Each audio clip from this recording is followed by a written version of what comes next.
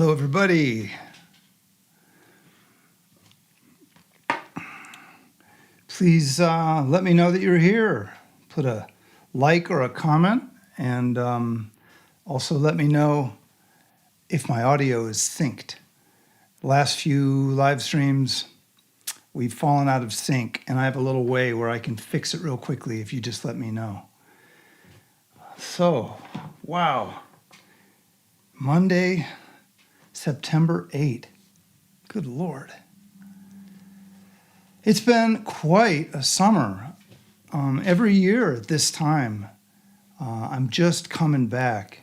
April and I go on retreat with our own teachers every year. And this is the time of year where they all teach. So we're spending time in California, up in the Redwoods with one of our teachers, and then we're hightailing it back to go into the mountains of Colorado to study with another one of our teachers. And in that time, there's a lot of busyness and a lot of study and learning and sitting through long, deep talks, but also seeing friends with whom we've practiced meditation for years, in some cases almost 30 years. So it's a great time. It's truly a wonderful thing to be able to do each year. But the cost of that is that I just completely fall out of practice as a teacher. I think the last thing that I did as a teacher was August 10th or something like that. I haven't given a Dharma talk. I don't even think I've met with any students in, a month. So it's been a month where I've just been learning and absorbing and carrying my own path forward. So I was very lazy about getting back into the live stream routine, but April kept asking me, are you going to do a live stream? You going to do a live stream? Oh.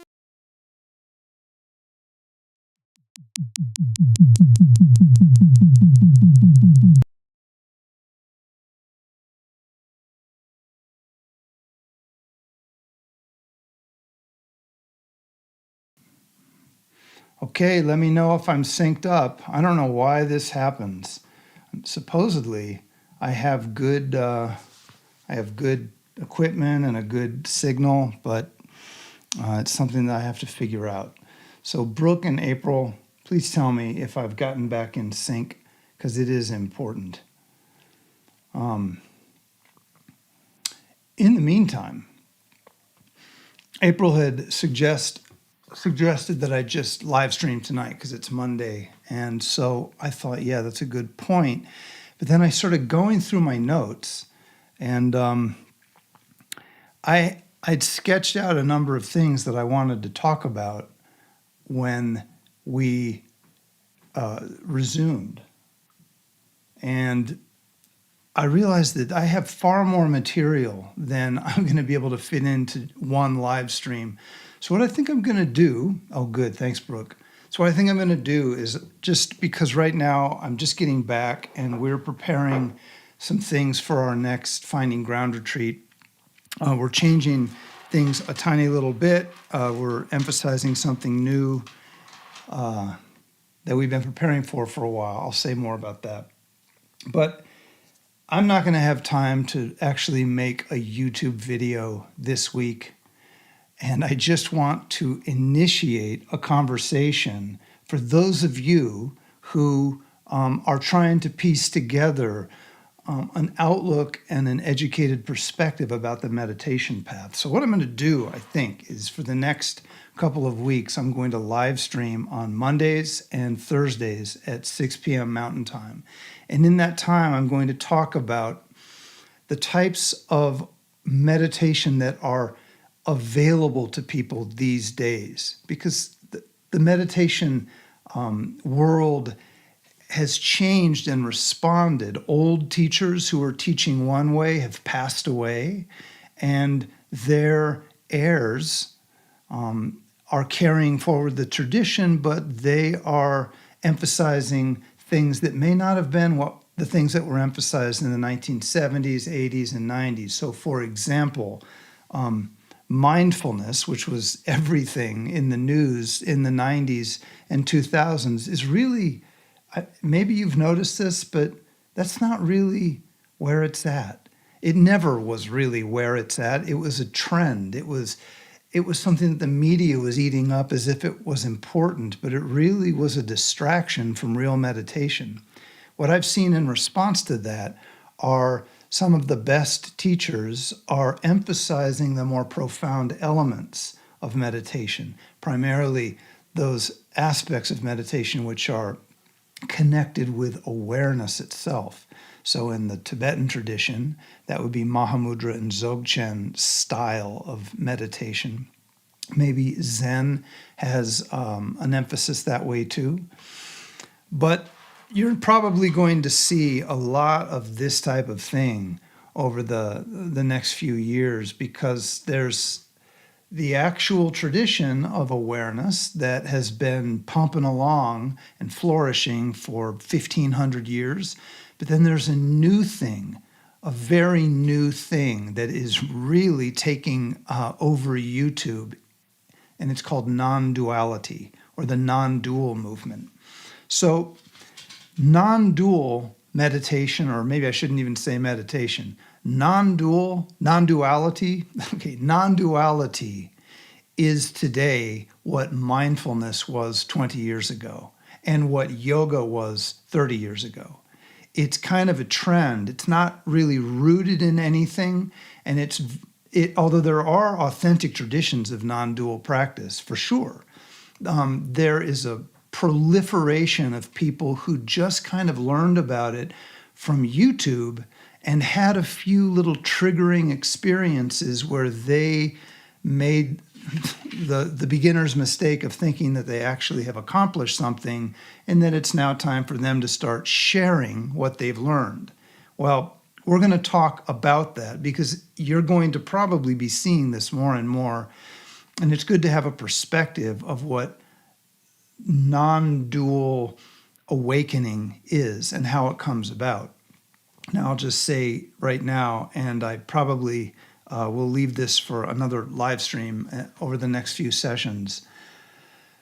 Non-dual awakening is the beginning of Mahamudra and Dzogchen, or I should say non-dual experience, not awakening. Non-dual experience is the beginning. It's the introduction. It's how you begin a very profound path. The highest non-dual teaching that I'm aware of, and I've been looking through the Indian sources alongside the Buddhist sources for most of my adult life. In college, this certainly was of interest to me.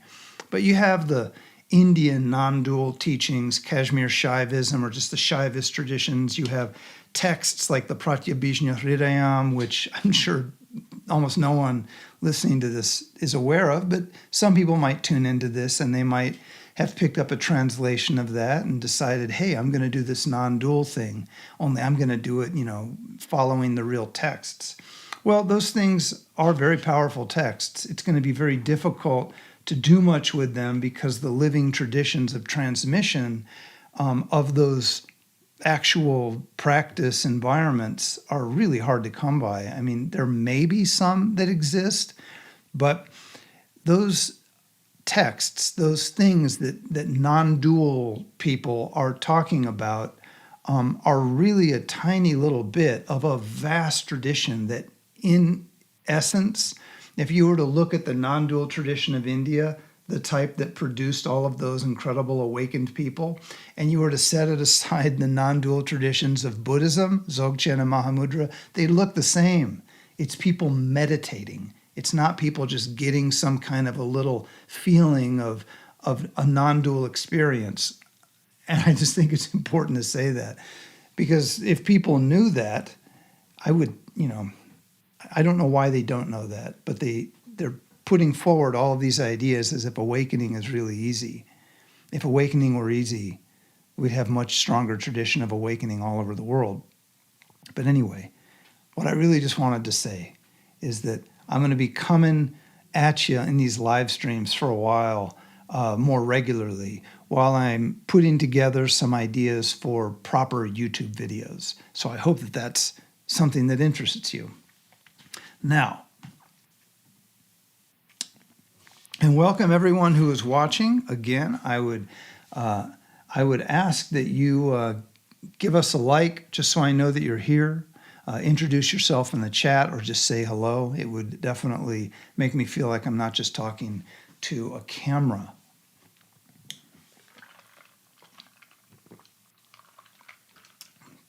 So tonight, I didn't prepare any visuals. I'm not really ready to just unleash a whole bunch of teaching stuff. I've been thinking a lot about YouTube and what YouTube offers and how people use YouTube. In the course of our summer at these retreats, this is the first time this has ever happened to me. People were coming up to me and saying, "Hey man, I watch your channel. Hey, I watch your channel on YouTube, or I like what you're doing." Everybody said they liked it. Nobody said they didn't. Probably if there were people who didn't, they wouldn't have come up and said anything. But at both retreats, I had people coming up and mentioning how this is a good thing, this is going to help people.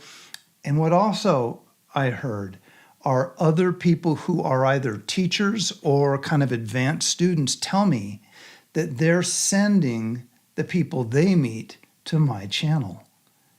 And that was really, that was surprising to me. I thought my channel is so small. I'm not really putting much energy into it. It's, we're not really in the growth phase. But hearing them say that, I just got super duper shy about the whole thing. And I started to think about, okay, what am I doing? And I think a couple days ago, my brother, who might be watching this, told me that he's referring some of his friends to this. And so I just thought, okay, if someone is going to tune in and they're going to listen to me, I should probably say something by way of introduction. And so tonight, I'm just going to talk a little bit not about me, but about a meditator's life and what a meditator's life really is like, both for the practice and the lifestyle and the education.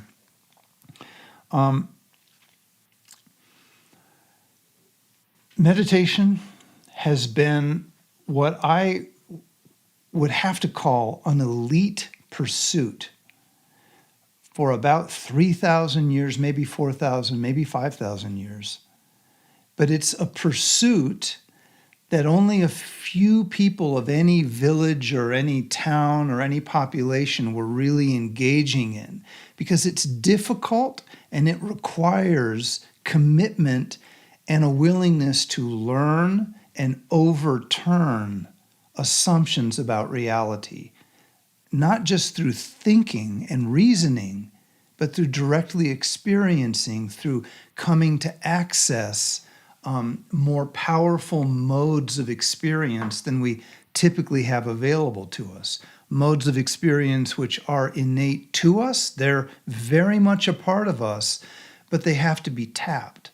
And they don't tap themselves, they have to be brought forward. And the way of doing that is the practice of meditation.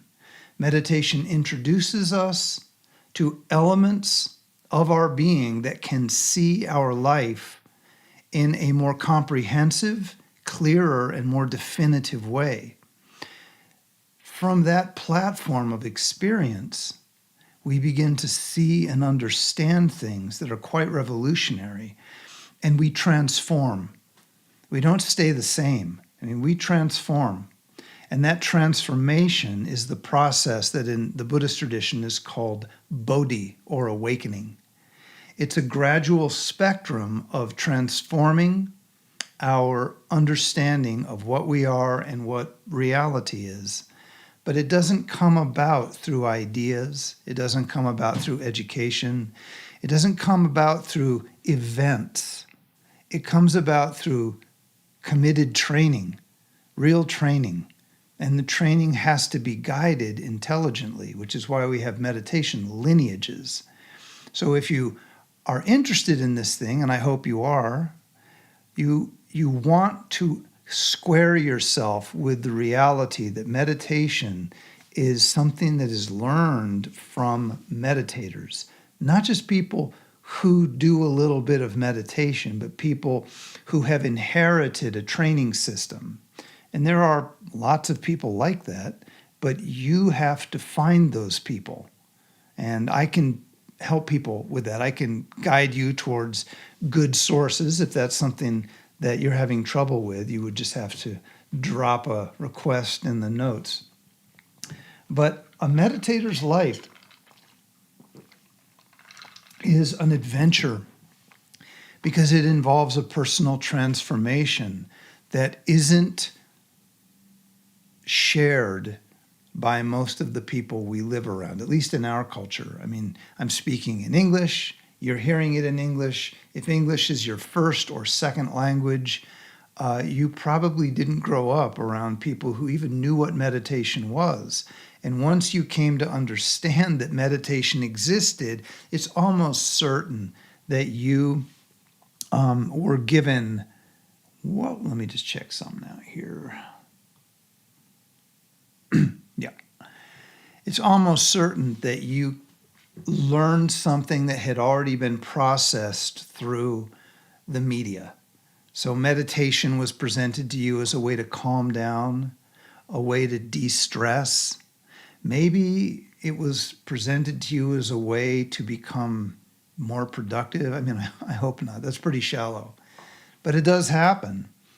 The actual legacy of meditation doesn't have anything to do with any of those things. It's never in 3,000 years been about de-stressing or learning to relax or to just be more mindful.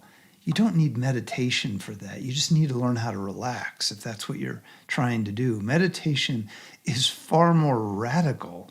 It's exciting. It's an adventure. It's a challenge. It's something that will introduce you to elements of yourself that not in your wildest dreams did you ever think were really in there. And they are.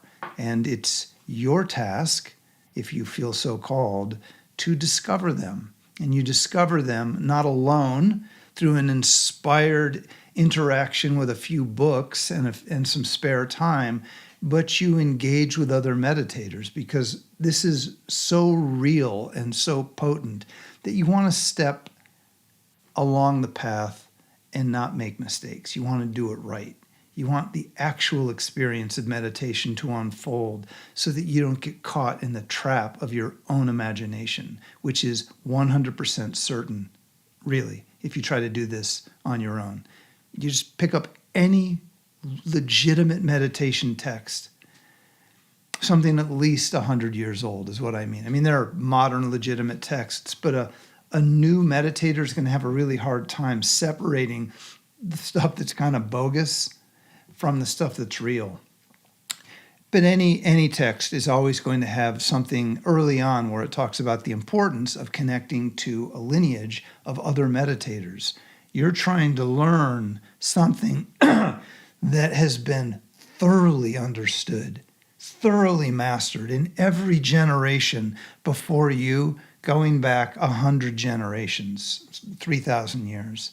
So even though we're excited when we begin our meditation path, and it's going to be new for us, it isn't new for the human population. It's just new for us. And it's going to be really new for us. It's going to be exciting. But it has to be real if it's going to be anything at all. And so that is my disclaimer. For anything that we talk about, it's really important to understand that meditation is real, it's transformative, and it's learned. It's something that you learn. And it takes time. Meditation takes time. So what is a meditator's life? Well, we're in a really good situation if we want to be meditators, because sometime in the 1950s, 1960s, there was a convergence in America and Europe of teachers from Asia who were trying to bring meditation to a new culture.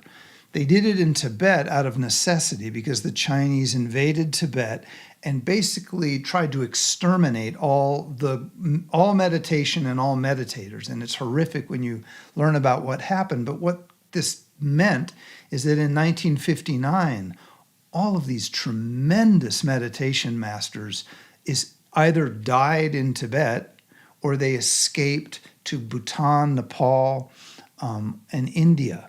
And from there, they staged a plan to bring these teachings to other cultures that wanted them. And one of the places that they came was the United States. Now, a little before then, there was a similar movement around World War II, where traditional Japanese Zen teachers and lineages were feeling pressure. They were feeling pressure to conform their teachings to the kind of nationalistic government that was on the rise. And the Buddhist tradition of meditation is apolitical. It doesn't take sides. It has to flourish in a way where it isn't engaged directly in that. It's engaged in the world, but it isn't engaged in a partisan way. And when Buddhism is forced to take a side, it dies. You end up with just a nationalistic version of something that's far older even than that nation. So some of those teachers left and they looked for places where they could bring their training and their knowledge. And one of the most important, there were a few, D.T. Suzuki was one of them. Oh, my Zen knowledge isn't all that great, so forgive me, all of you Zen people. But D.T. Suzuki was a scholar who wrote these amazing, very popular books. And the most important one to the scene that I've grown up in is Shunryu Suzuki Roshi, usually just known as Suzuki Roshi. He wrote a famous book called Zen Mind, Beginner's Mind. Well, he came over to the West because he felt like Buddhism was not Zen. Buddhism was not really flourishing in Japan.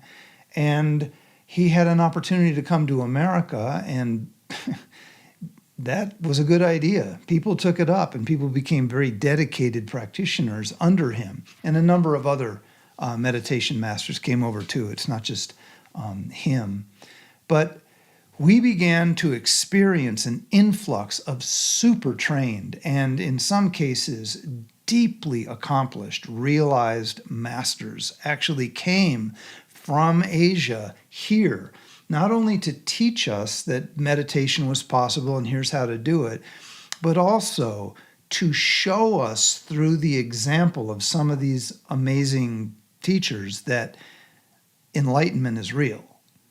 So enlightened teachers like the 16th Karmapa and Dudjom Rinpoche and Dilgo Khyentse Rinpoche and Tulku Urgyen Rinpoche and some just these incredibly developed meditators came to the West and interacted, and people got to see what the end of the meditation path looks like. And it just transformed a generation. So that was happening mostly in the 1970s. The Zen stuff happened a little before then. And there were just like people of my parents' generation, baby boomers, and the silent generation before them encountered these, and Chogyam Trungpa was another one of those who was probably the most influential of anyone. But these people came over, and it wasn't just an idea or a philosophical system or a practice of concentration. It wasn't that. It was clearly something that transforms practitioners into that. And there were a half dozen or a dozen people that came over. Kalu Rinpoche is another. I'll just keep coming up with them over the evening because I've left out so many. But there wasn't just one charismatic person that came over and made everyone their disciple. It's not like that. This is something where there were many shapes and flavors of completely accomplished meditators who came and cooperated with one another. They knew each other from back in Tibet. A lot of them had grown up and had known about them. You know, they might live in one valley and they might be aware of other great accomplished meditators that lived in other valleys in Tibet. And after 1959, when everyone who could fled into India. Some of them reconvened and met one another. And there was this renaissance, this coming together of this incredibly deep and really pristine, impeccable meditation lineage system that was organized, and people began to offer it around the world. So now, 2025, almost all of those particular teachers, with the one exception that I can think of as the Dalai Lama. Isn't the Dalai Lama like 90, 91 years old now? Well, he's from that generation.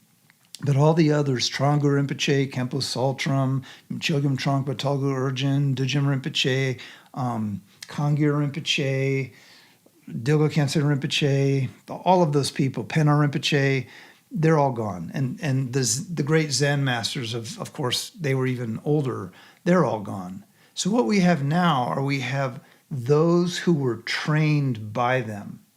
And by that, I don't mean Western people. There are a lot of Western people who were trained by them, and that's a very good thing. There's a lot of good Western teachers who were dedicated students of those people. But what I'm talking about are their lineage heirs. So these are people who are similarly transformed, remarkable individuals who have been meditating full-time since their early teenage years. You're not going to find any Western students who are like that. I mean, there might be a couple, but honestly, in 30 years, I've never met anyone like that. All of the, what I would call meditation masters still are Tibetans or Nepali or Japanese or Taiwanese or whatever. They're people who grew up in the culture and really went through the training. Think of like an Olympic gymnast or a concert pianist, someone who starts early on and their entire life is about them developing their skills to a professional standard. They might not have any other social life other than just what they're doing. Well, that's what Tibet, I don't know about Japanese teachers. There might be some like that. Suzuki Roshi's life was kind of like that. But Tibetan teachers of Mahamudra and Dzogchen, the great ones, are usually trained sometimes before they're 10 years old. By the time they're 25, they've spent 3, 6, even 9 years in retreat, practicing around the clock without anything else going on. And when they pop out of those environments, they're not like you and me. They really are transformed. If meditation didn't work, then this whole thing would be a scam. But all you have to do is meet some meditators. You don't even have to meet great meditation masters. You can just meet well-trained meditators with 20 years under their belt. And you can see that there is something transforming and perhaps truly transformed in just those people. When you look at the people who've been doing it their entire lives, it's a wake-up call. The big question that often happens when you meet a real meditation master, the thing that you're thinking about is not, oh my God, what are they? What has happened to them? That's not what you're thinking. It's obvious to you what's happened to them. They're free. What you're thinking about is, what have I been doing with my life? What have I been doing with my life? That's what you think. You meet a meditation master and you realize that is what a human life can do. All this other stuff that you're messing around with is not leading you in that direction. And so it's kind of a reckoning. People really wake up and they orient themselves to this kind of training. I have these notes. I'm trying to be organized here. Like I said, I didn't even think I would do this live stream. So I'm just trying to get the conversation started. Over the next couple of weeks, I will prepare visuals and notes, and there'll be some order. But I really just want to welcome anyone who's new. And by the way, there are maybe, I don't think there are very many people watching right now. I'd be surprised if there are more than 10, 14.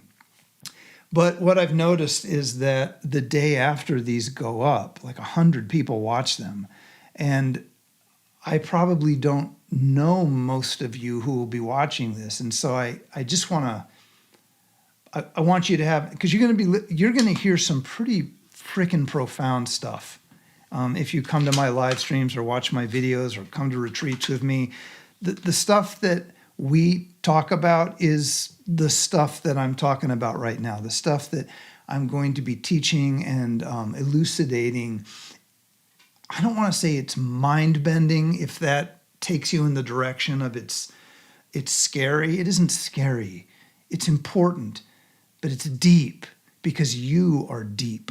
And meditation is not something that exists in mainstream Western culture. It just isn't. There's this completely neutered, denatured, devitalized marketing thing that's taken it over and it's putting it in front of our face. That's not it. That stuff is just going away like somebody farted. That's what that is. It's just going to go away, and then the real thing is going to still be there. If you're interested in meditation, begin, because meditation takes time. And in order for you to really meditate, you have to know what it is. You have to understand how to learn it, which means you're going to have to learn it from someone. And you're going to have a sense of whether or not you trust the people that you're trying to learn it from. And so some of you will decide, hey, I'm going to learn it with this guy who's just talking here on YouTube. And you can do that. I am a teacher. I have Finding Ground Meditation. We teach this stuff there. I'm also connected to a network of other teachers, and I have a bunch of teachers, and you can kind of sort out. And you should feel that it's important to take your time and to feel safe, that you like the people you're trusting. You like the people that you're meditating with, and you trust the people you're meditating with. And the other thing you have to understand is someone like me or anyone like me, we're all teaching the same thing. We don't have our own take on this. Anyone who has their own take, get away from there. You don't want somebody with their own take. There are varieties of meditation that come from these lineages. There's Mahamudra, there's Dzogchen, there's the Mahayana system of mind training, emptiness, luminosity, and the philosophical system of the middle way or Madhyamaka. There are the Zen systems of there's the Rinzai and Soto, the Rinzai and Soto Zen communities. And then there are the traditions that come out of the Theravada.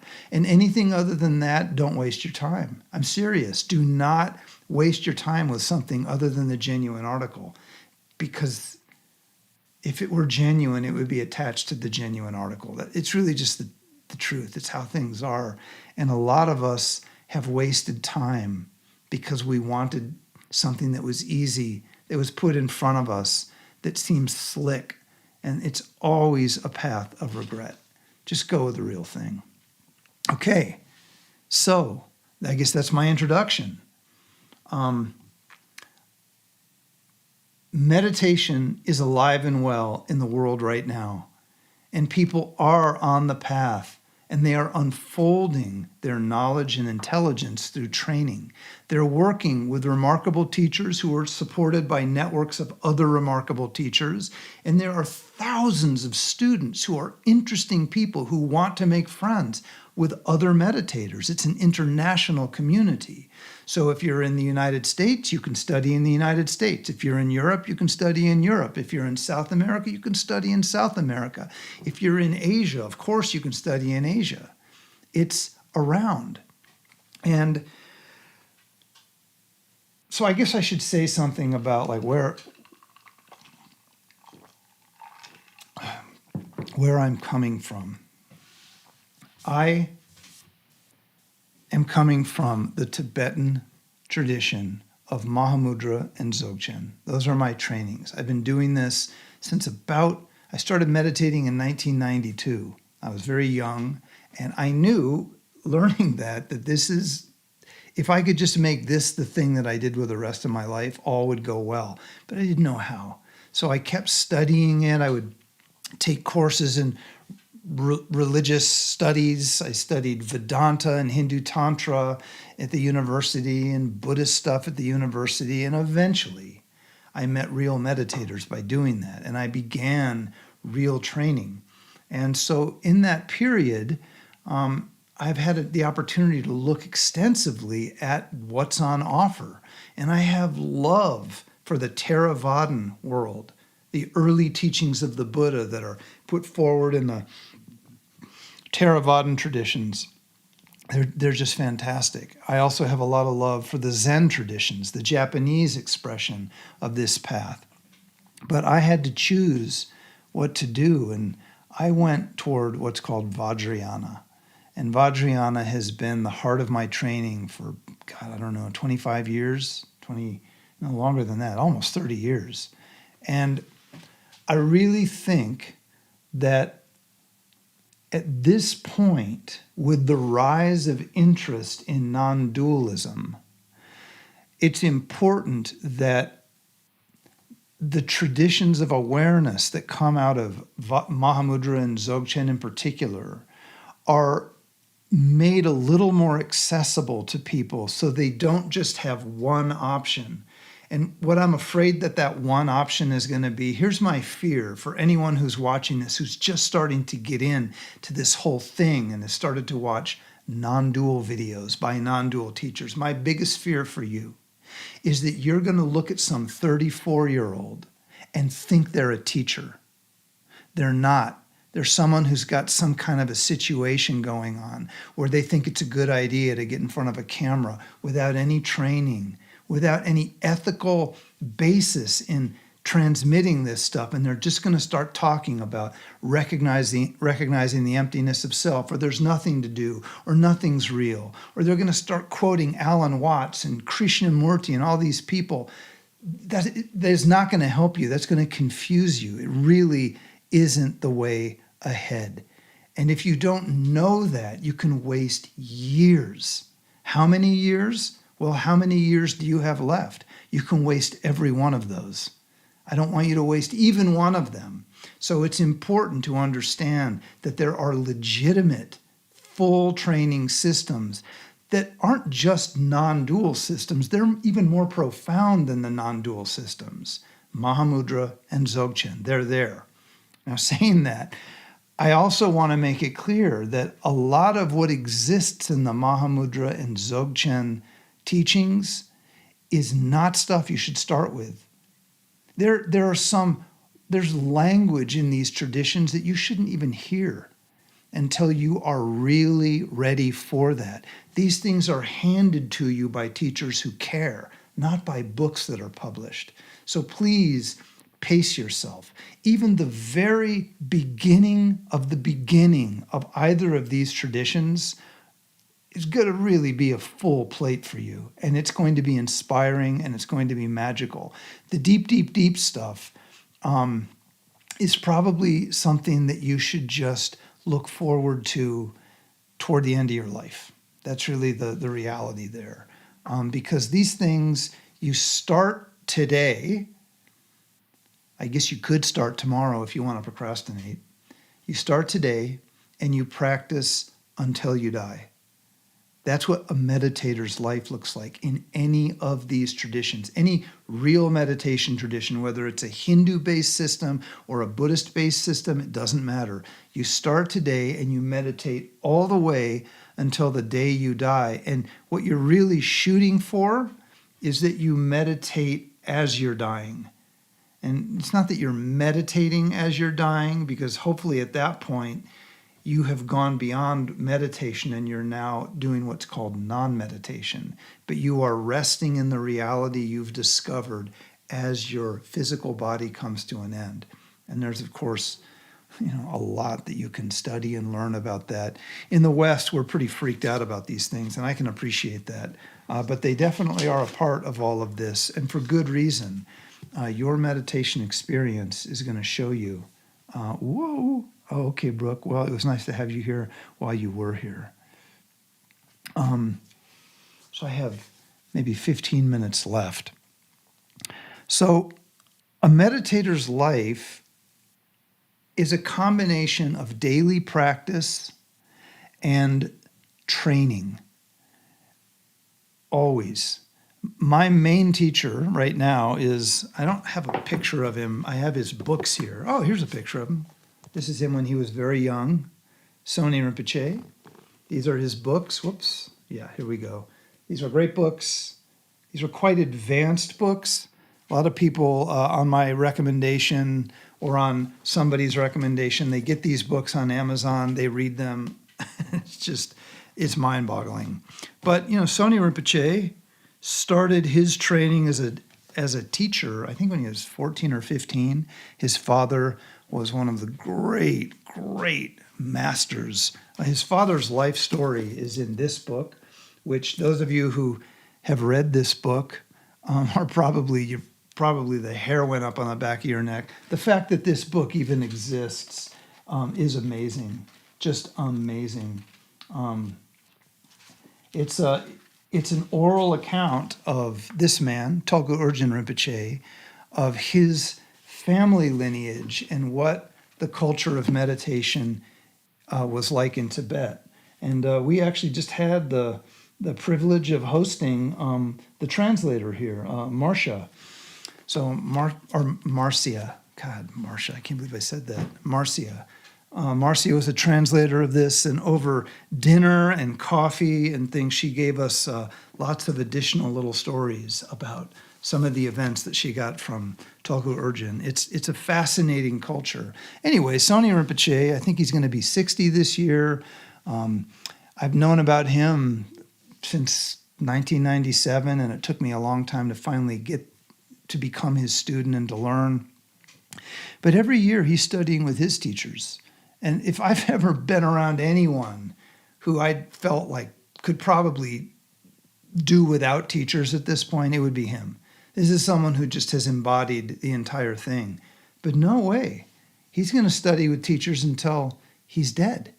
I mean, this guy is the real deal. He keeps studying with great humility with his teachers. I think he studies with Khenpo Namdral every year, who's just a incredibly learned Dzogchen Khenpo, or sort of a professor. And these people all keep training. His younger brother, Mingyur Rinpoche, who's kind of the poster boy of Tibetan Buddhism these days, he still studies with his teachers, Tai Situ Rinpoche in particular. I'm sure there are others, but they all keep studying always. And we will too. If you're a meditator, you need to have teachers, because there's no way you're going to just discover what all this is about on your own. I mean, that would be like someone thinking, I would like to help people heal. I think I'm going to teach myself surgery just by reading a few books. You're not going to do surgery on me if that's the case.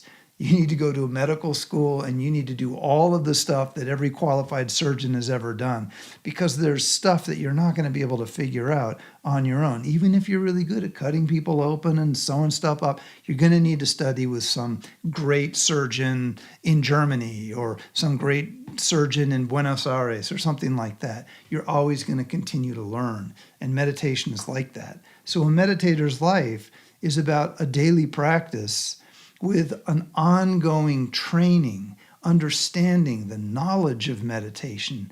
It really is essential. And then from time to time, you go into retreat, which means you request 10 days or 2 weeks off from work, and you reserve a cabin at some retreat center. There are a number of them, a lot of beautiful places that are just set up to do this. And then you pack your bags and you go into a cabin in the mountains. This isn't 100% necessary, but it is a great part of the tradition. And pretty much everyone I know, they do this. This is like, we all look forward to this. And you go into that cabin, which is maybe the size of a typical bedroom up in the mountains or in the forests, and you meditate 10, 12 hours a day. You're doing everything you've been training in and studying, and you're getting ready, and then you go into retreat, and it's game on. And that's how you jump way forward in your practice. That's where you will make a breakthrough. Eventually, it might not happen ever. I've done retreats where there was clearly no breakthrough. It was just a lot of, how many more days do I have, or how many more weeks do I have before I can go home and have tacos again?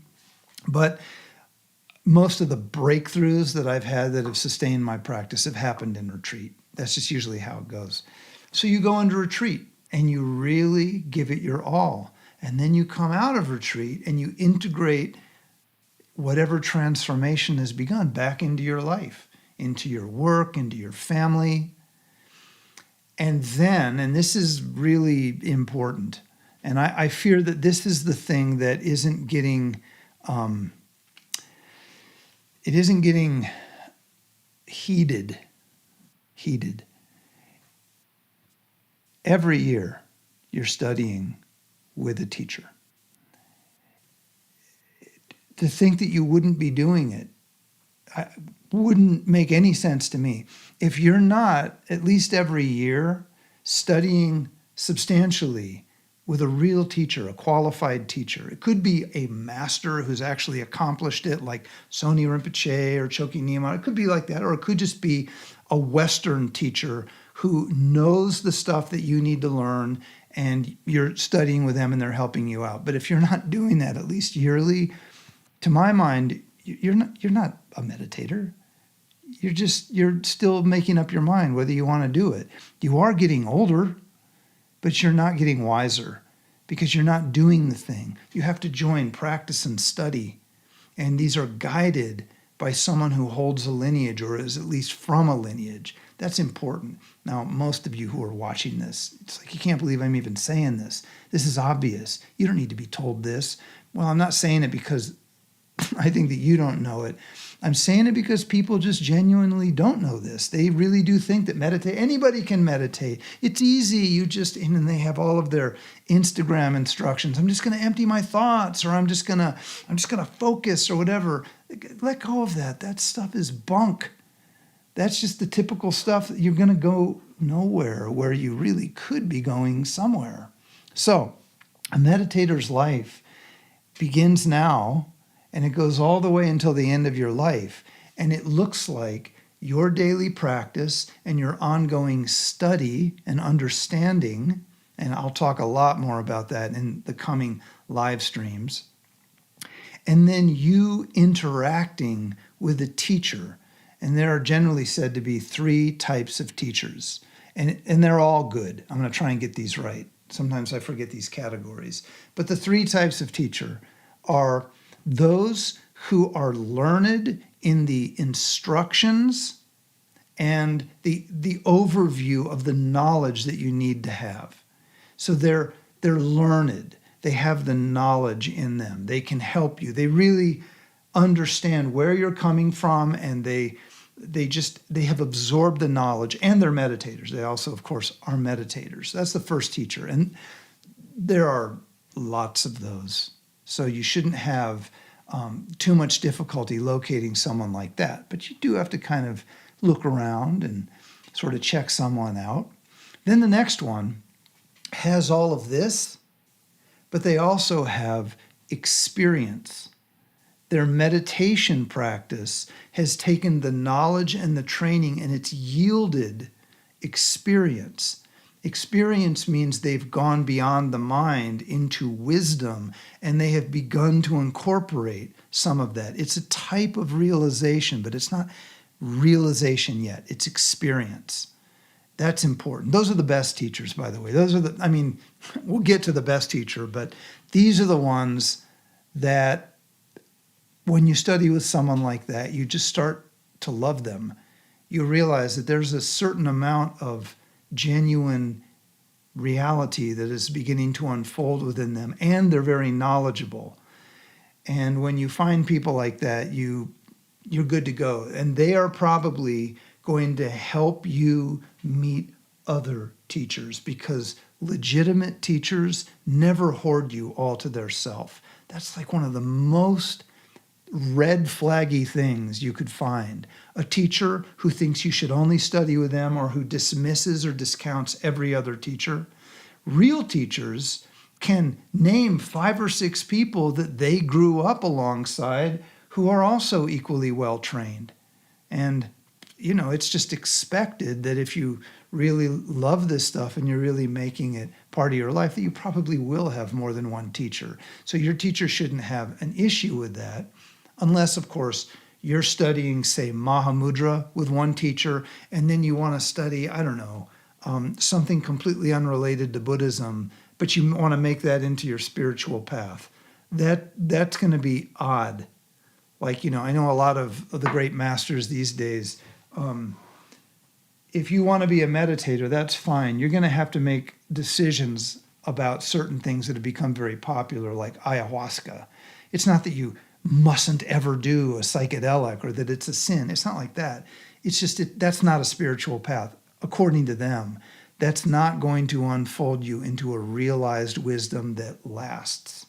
And so I know one of the greatest teachers of the modern era, I won't say their name, just so I don't get any ire, but someone I deeply respect just told a friend of mine, ayahuasca is a dead end. Whoa, that's pretty intense. And this is someone who would know enough to say something like that. Does that mean that you shouldn't do ayahuasca? No, it's not really saying that. It's that you should be able to distinguish the difference between something which gives you a temporary experience and something that moves you beyond the temporary. That is what it's saying. So we have these three types of teachers. I'm looking down here as if I'm looking at my notes. And every time I do, I look down at this list, and this has nothing to do with what I'm talking about. That's the bane of my existence. I take notes, and then when I look at them, I wonder, well, who wrote this stuff? Anyway, three types of teachers. One knows the stuff. They can give you instruction. They can give you the teachings. They really are schooled. They're trained. They might have 20 years of training in them. They're not quite, though, where they may get to. Some of these people get to the next stage. Some never do.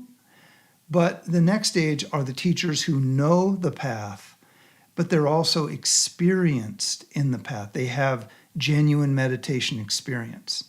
And like I said, I think those are the people that really communities kind of come together when there are people like that present. Hopefully they're interacting with their colleagues, because they're, if you're someone like that, dozens of people just like you, because you wouldn't have come to that point all on your own in isolation. That would be impossible.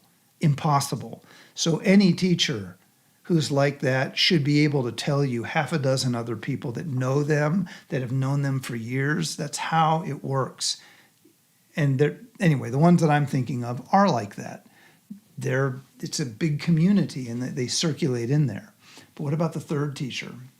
Third type of teacher is someone who has given rise to actual realization. Actual realization. They may not be as knowledgeable about all the stuff as the first type of teacher, but it doesn't matter because they have actually accomplished the goal. And you won't probably ever have any indication that they lack knowledge. They're just not as fancy. I held up a picture of him a little while ago. This is one of the more famous people who I think is I'm just going to say it, universally looked at as someone who, this third type of teacher. And if I had my books around, I could actually, this book is full of other teachers just like that. So I'm flipping through a book and I'm seeing no photos. Oh, there we go. Okay, just trust me, okay? There's pictures in there. Khyentse Rinpoche was like that. The 16th Karmapa was like that. Dudjom Rinpoche was like that. Kangir Rinpoche was like that. Kamtrul Rinpoche was like that. Trangu Rinpoche was like that. Khenpo Sultram Gyamtso was like that. The Dalai Lama is probably like that. These are people who are not just well-trained. It's actually worked. And they continue to uphold the standards of the tradition. They continue to be incredibly active. You might have an idea, but if they're enlightened, wouldn't that mean that they tune out from the world? No, it wouldn't. That's not enlightenment. That's some kind of sidetrack. They're more able to benefit the world. They're more able to interact. They're more able to share and instruct. They have no hindrances anymore. They have no personal psychological problems. The thing has happened and it's just expanding, and they're just more and more able to extend to us. So that's good to know. You need one of those three. You don't need the third one. I've met people that are in the third category, but I haven't really been able to spend much time around them. I mean, I've had teachings from them. I've been able to interact a little bit. They're all dead at this point. And for all I know, my primary teacher, this guy, I have no idea where he is on his path. Maybe he's one of these third types of teachers. It's clear to me that he is way past where I am on my path. And that really is kind of what matters. And he's clearly making good progress toward the fullness of accomplishment. And of course, maybe he's already there. There are probably some people who think he is, and there are probably some people who don't. It doesn't matter to me. The second and third types of teachers are really all you need. You don't ever need to meet a fully realized master, ever. You just don't have to meet one. It's good to know about them, but they're quite rare. And some of them don't speak English. They don't really have any kind of circulation among the modern world. They're very much yogis that live in, Tibet, Nepal, Bhutan, that kind of thing. So a meditator's life is a life that is lived, at least partially, around other meditators. And it's a life that lasts for the rest of your life. And that's how the whole thing works. If it worked some other way, if you didn't have to do all of that stuff, you could just, take a class at a community college and do it, I wouldn't do it that way. I would do it the way that I've described, because that's a rich human tradition. It's something that matters. It's something that many of us are looking for with so much longing, because it's a heritage. And do we have much heritage? Any heritage we had, I started to see it disappearing in the late 90s. Everything is new. Everything is just basically a marketplace now. Well, not in that world. A lot of the meditation texts, let's see if I have any. A lot of the stuff that goes on in modern meditation training is intimately rooted with things that happened 100 years ago, 300 years ago, 700 years ago. And nothing seems old because they're talking about something that's always fresh. That's important. Where else are you going to get that? I don't know. I don't know that you're going to get it anywhere. I used to think that maybe if I studied classical music, or maybe if I studied oil painting or something like that, something that has a long tradition, that I would get that. And I would get some kind of heritage, but it's not going to awaken me. That's something that took me a while to understand. I was fascinated with the likes of Pablo Picasso and Rembrandt van Rijn and Beethoven and Mozart, and I really thought that they had accomplished something that would satisfy me for my lifetime. And I'm glad that I grew out of that, because although the arts are very important to me and to society, they have nothing whatsoever to do with awakening to one's true nature. It's not even the same pursuit. So a meditator's life is what leads to that. And there are a lot of people, maybe some people who are tuning into this, who are wanting to begin a meditator's life. And I've tried tonight in this conversation to outline a little bit of what that looks like. And I'm trying to be careful that I'm not just trying to tell you should study with me and I'll help you with a meditator's life. You can study with me. I am a meditation teacher. I've been doing this a long time. It's my world, but you don't need one specific teacher. You need to connect. And maybe it's going to be someone nearby, someone in your locale that you can go talk with and meet. And that's probably more exciting than some dude on the internet. But I want it to be clear that a meditator's life does look a certain way. It's not a choose your own adventure thing. Please don't do that to yourself. Don't do that to yourself. Don't mislead yourself and make this into your passion project where you cobble together a little of this and a little of that and a little of that. I've spent my entire career helping people who did that disentangle themselves from the confusion that's been keeping them small for 20 years.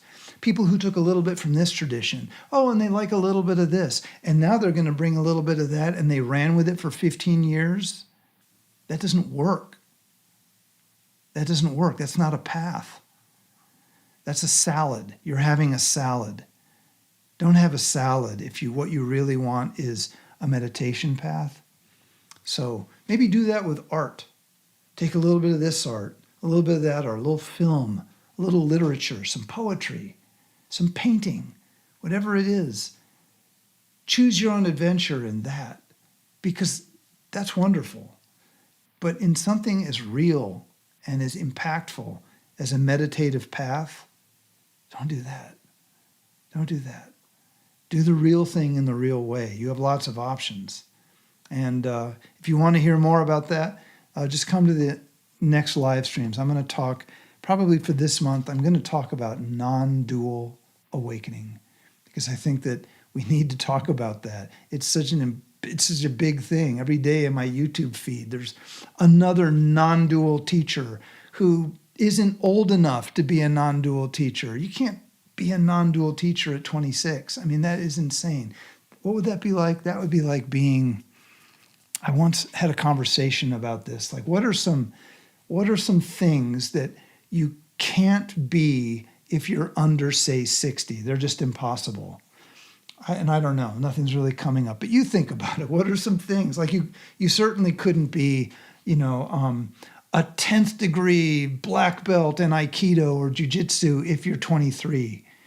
I just don't think that's possible. I think you would need to put more than 23 years worth of work into it to get there.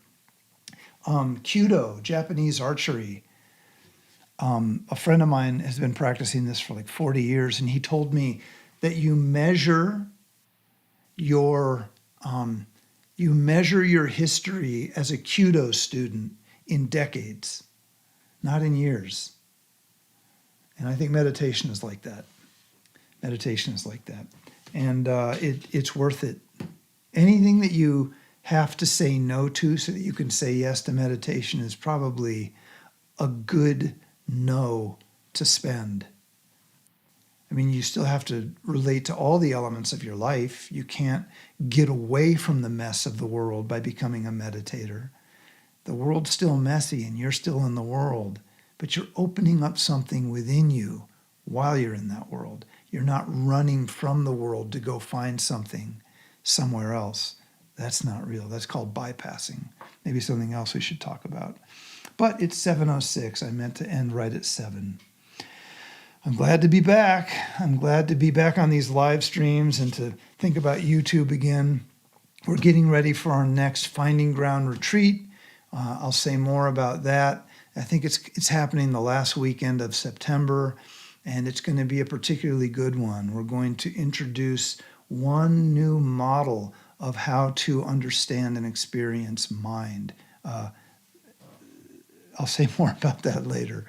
But I'm going to sign off now and have dinner. I hope you're all well, and thank you so much for tuning in. And anyone who comes to this later, thank you. Even though you weren't here tonight, it's still good that you're here. Signing off.